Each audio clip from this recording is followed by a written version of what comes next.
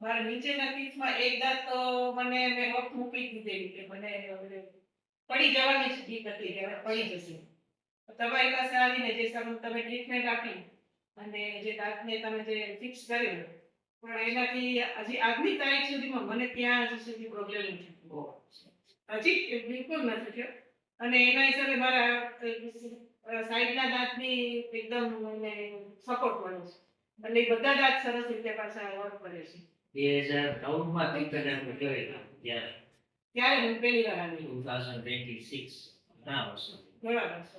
21 વર્ષ 10 કરી ગયા. 10 તેરી એક મોટી રહી ગયો ને સેકન્ડ બિલ્ડિંગ આવી સ્વાનદી બેચલર તો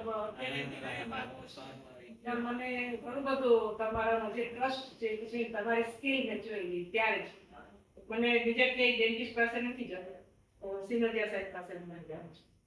અને ઘણા બધા પ્રોબ્લેમ્સ ત્યાં મને છે. જેટલી વાર થાય એટલી વાર તમે મને જે દાઢનું છે કે કેપ કરવાની છે કે દાઢ કાઢવાની છે, દાંતના પ્રોબ્લેમ માટે હું સિનિયર સાહેબને જ પ્રિફર કરું છું.